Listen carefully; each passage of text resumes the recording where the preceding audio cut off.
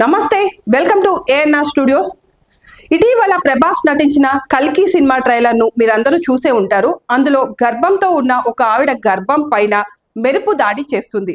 ఆ సీన్ చూసినాక మీకేమనిపించింది? నాకైతే ఇలా అనిపించింది, ఈ సీన్ ని వీళ్ళు మహాభారతం నుంచి తీసుకున్నట్లు అనిపిస్తుంది. అంటే వాళ్ళు ఆల్రెడీ చెప్పారు, మేము మహాభారతం నుంచి ఈ కథ మొత్తం తీసుకున్నామని.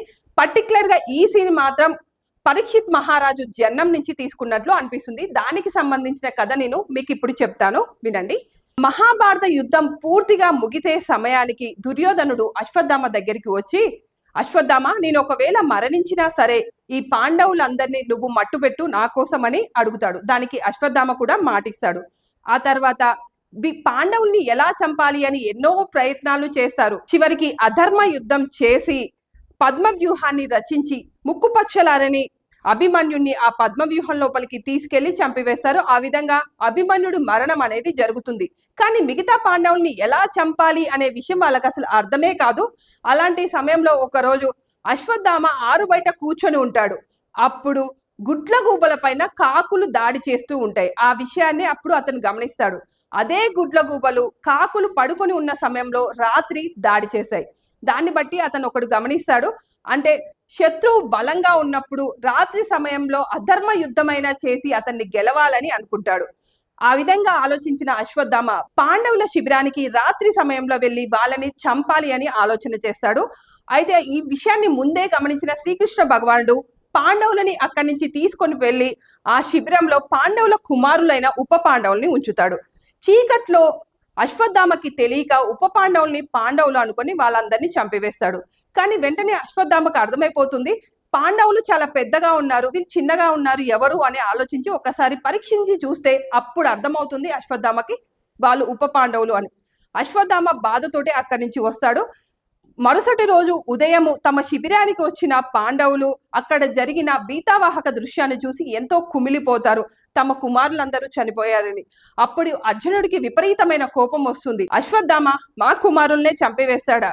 అశ్వత్థామ తెలియక ఇదంతా చేయలేదు, కావాలనే మా మీద కోపం మా పిల్లల పైన చూపించాడా అని అతన్ని నేను ఎలా అయినా చంపుతా అని చెప్పి అశ్వత్థామని వెంబడిస్తాడు. ఒక ప్రదేశంలో అశ్వత్థామ అర్జునుడికి దొరుకుతాడు. అక్కడ వాళ్ళిద్దరికి మధ్య భీకరమైన యుద్ధం జరుగుతుంది. ఆ సమయంలో వాళ్ళిద్దరూ ఉన్న అస్త్రాలను శస్త్రాలను అన్నిటినీ ప్రయోగించుకుంటారు. ఇక చివరి ప్రయత్నంగా బ్రహ్మాస్త్రాన్ని ప్రయోగిస్తారు.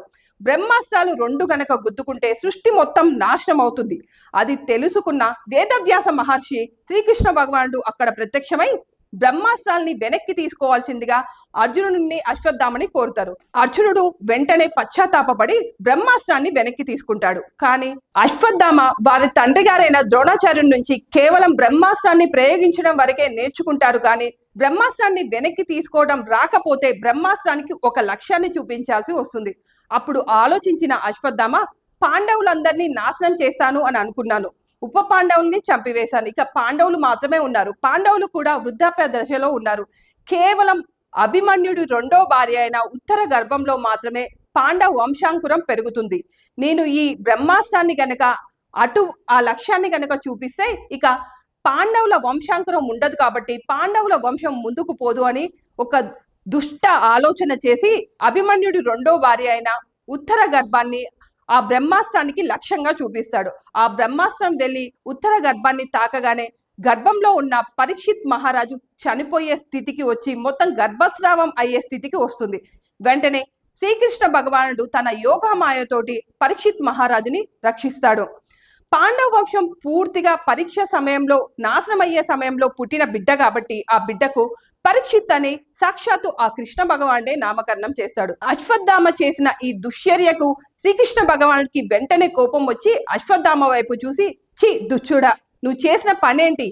గర్భం పైన చూపిస్తావా? ఇంకా పుట్టని ఒక బిడ్డ పైన నీ ప్రతీకారం తీర్చుకోవడానికి ప్రయత్నం చేశావా? నువ్వు చేసిన ఈ పనికి కలియుగాంతం వరకు కురూపిగా మారి నీ శరీరంలోంచి చీము నెత్తురు కారుతూ ఉంటే పుండ్లు పడి ఎక్కడికక్కడ కుళ్ళిపోయి సప్త చిరంజీవుల్లో ఒక చిరంజీవిగా బ్రతుకుతూ గాక అని శాపం ఇస్తాడు. ఇప్పటికీ కూడా అశ్వత్థామ భూమిపైన బ్రతికే ఉన్నాడని ఒక పురాణ కథనం. సో దీన్ని బట్టి మీకు అనిపిస్తుందా పరీక్షిత్ మహారాజు జననం అనేది ఇక్కడ కల్కి సినిమా ట్రైలర్ లో చూపించారని? మీకు కూడా నాలాగే అనిపిస్తే దయచేసి మీరు మాకు కామెంట్ రూపంలో తెలియజేయండి. ఇలాంటి మరింత ఇన్ఫర్మేటివ్ వీడియోస్ తెలుసుకోవాలనుకుంటే మా ANR స్టూడియోస్ ఛానల్ని లైక్, షేర్, సబ్స్క్రైబ్ చేయండి. నమస్తే.